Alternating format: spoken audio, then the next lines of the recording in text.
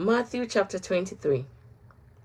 Then Jesus said to the crowds and to his disciples, "The teachers of religious law and the Pharisees are the official interpreters of the law of Moses. So practice and obey whatever they tell you, but don't follow their example, for they don't practice what they teach. They crush people with unbearable religious demands and never lift a finger to ease the burden. Everything they do is for show. On their arms, they wear extra wide prayer boxes with scripture verses inside, and they wear robes with extra long tassels. And they love to sit at the head table at banquets and in the seat of honor in the synagogues. They love to receive respectful greetings as they walk in the marketplaces and to be called rabbi. Don't let anyone call you rabbi, for you have only one teacher, and all of you are equal as brothers and sisters. And don't address anyone here on earth as father, for only God in heaven is your spiritual father. And don't let anyone call you teacher, for you have only one teacher, the Messiah. The greatest among you must be a servant, but those who exalt themselves will be humbled, and those who humble themselves will be exalted. What sorrow awaits you, teachers of religious law, and you Pharisees, hypocrites! For you shut the door of the kingdom of heaven in people's faces. You won't go in yourselves, and you don't let others enter either. What sorrow awaits you, teachers of religious law, and you Pharisees, hypocrites! For you cross land and sea to make one convert. Then you turn that person into twice the child of hell you yourselves are. Blind guides, what sorrow awaits you? For you say that it means nothing to swear by God's temple, but that it is binding to swear by the gold in the temple. Blind fools, which is more important, the gold or the temple that makes the gold sacred? And you say that to swear by the altar is not binding, but to swear by the gifts on the altar is binding. How blind! For which is more important, the gift on the altar or the altar that makes the gift sacred? When you swear by the altar, you are swearing by it and everything on it. And when you swear by the temple, you are swearing by it and by God who lives in it. And when you swear by heaven, you are swearing by the throne of God and by God who sits on the throne. What sorrow awaits you, teachers of religious law, and you Pharisees, hypocrites! For you are careful to tithe even the tiniest income from your herb gardens, but you ignore the more important aspect of the law: justice, mercy, and faith. You should tithe, yes, but do not neglect the more important things. Blind guides, you strain your water so you won't accidentally swallow a nut, but you swallow a camel. What sorrow awaits you, teachers of religious law, and you Pharisees, hypocrites! For you are so careful to clean the outside of the cup and the dish, but inside you are filthy, full of greed and self-indulgence. You blind Pharisees! First, wash the inside of the cup and the dish, and then the outside will become clean too. What sorrow awaits you, teachers of religious law, and you Pharisees, hypocrites! For you are like whitewashed tombs, beautiful on the outside, but filled on the inside with dead people's bones and all sorts of impurities. Outwardly, you look like righteous people, but inwardly, your hearts are filled with hypocrisy and lawlessness. What sorrow awaits you, teachers of religious law, and you Pharisees, hypocrites! For you build tombs for the prophets your ancestors killed, and you decorate the monuments of the godly people your ancestors destroyed. Then you say, if we had lived in the days of our ancestors, we would never have joined them in killing the prophet. But in saying that, you testify against yourself that you are indeed the descendants of those who murdered the prophet. Go ahead and finish what your ancestors started. Snakes, sons of vipers, how will you escape the judgment of hell? Therefore, I am sending you prophets and wise men and teachers of religious law, but you will kill some by crucifixion, and you will flog others with whips in your synagogues, chasing them from city to city. As a result, you will be held responsible for the murder of all godly people of all time, from the murder of righteous Abel to the murder of Zechariah, son of Berechiah, whom you killed in the temple between the sanctuary and the temple. I tell you the truth, this judgment will fall on this very generation. O Jerusalem, Jerusalem, the city that kills the prophet and stones God's messengers. How often I have wanted to gather your children together, as a hen protects her chicks beneath her wings, but you won't let me. But now look, your house is abandoned and desolate. For I tell you this, you will never see me again until you say, Blessings on the one who comes in the name of the Lord. Chapter 24. As Jesus was leaving the temple grounds, his disciples pointed out to him the various temple buildings, but he responded, Do you see all these buildings? I tell you the truth. They will be completely demolished. Not one stone will be left on top of another. Later, Jesus sat on the Mount of Olives.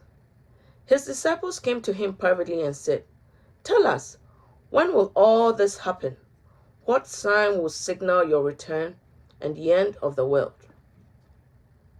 Jesus told them, Don't let anyone mislead you, for many will come in my name claiming, I am the Messiah. They will deceive many, and you will hear of wars and threats of wars, but don't panic. Yes, these things must take place, but the end will follow immediately.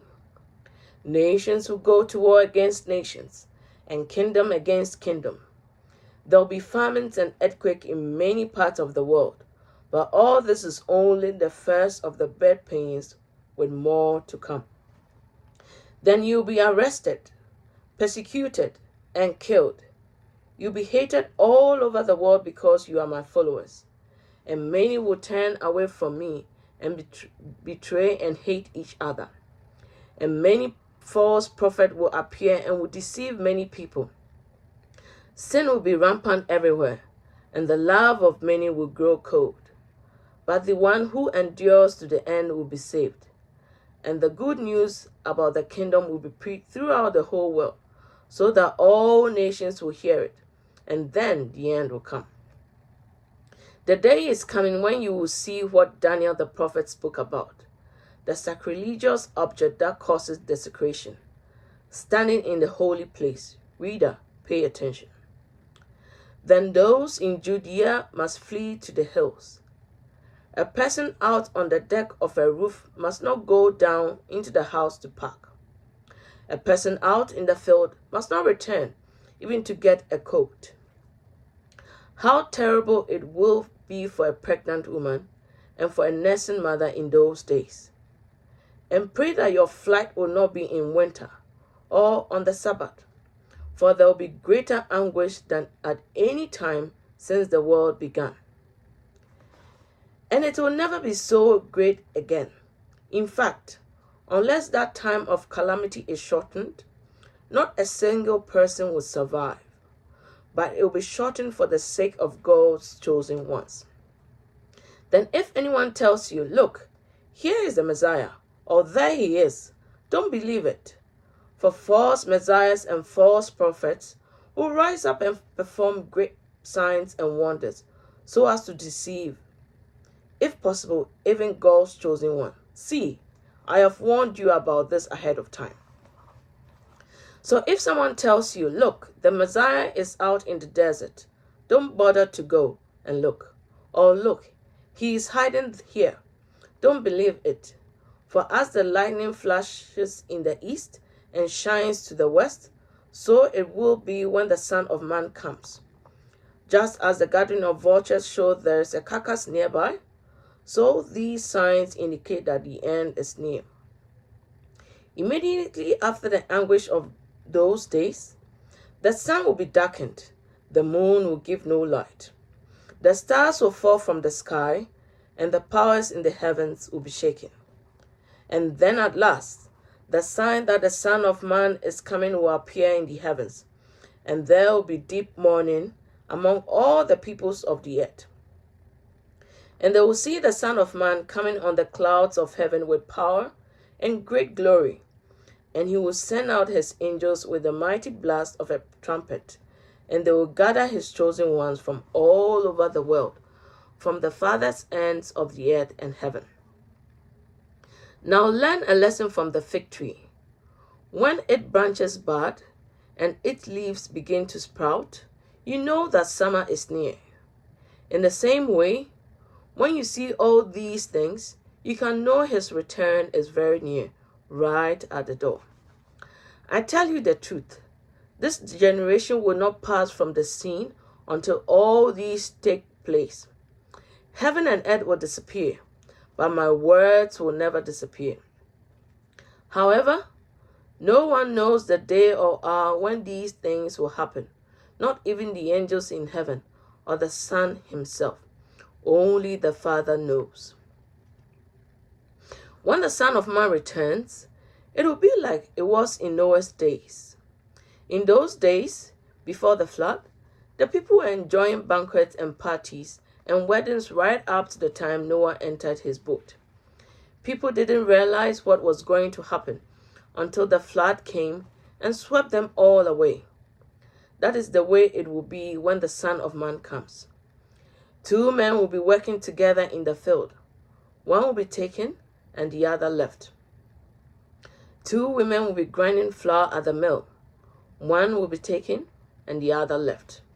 So you too must keep watch, for you don't know what day your Lord is coming.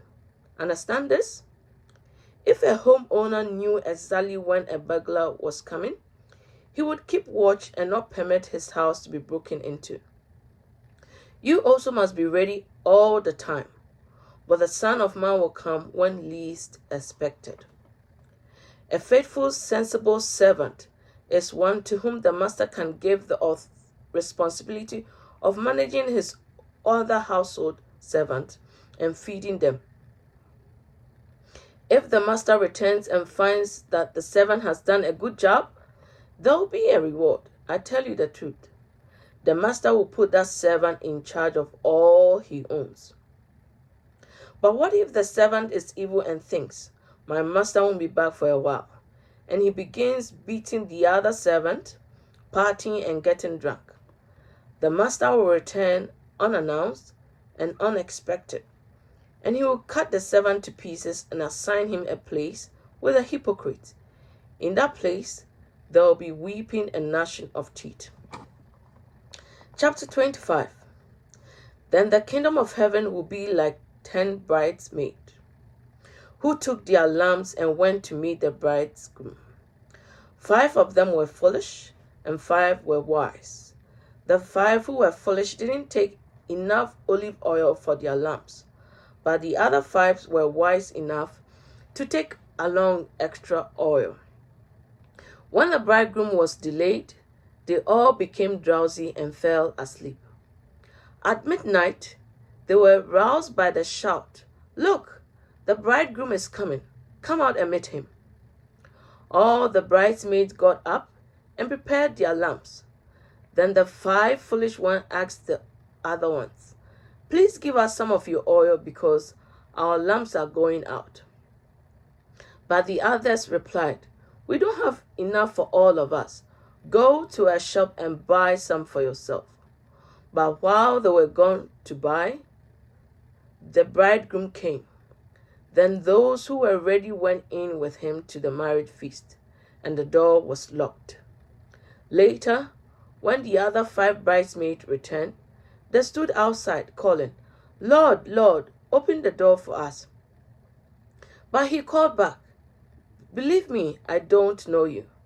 So you too must keep watch, for you do not know the day or the hour of my return. Again, the kingdom of heaven can be illustrated by the story of a man going on a long trip. He called together his servants and entrusted his money to them while he was gone. He gave 5 bags of silver to one, 2 bags of silver to another, and 1 bag of silver to the last, dividing it in proportion to their abilities. He then left on his trip.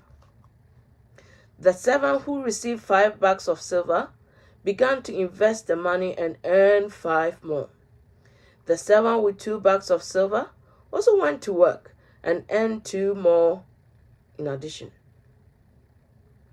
But the servant who received the 1 bag of silver dug a hole in the ground and hid the master's money. After a long time, their master returned from his trip and called them to give an account of how they had used his money.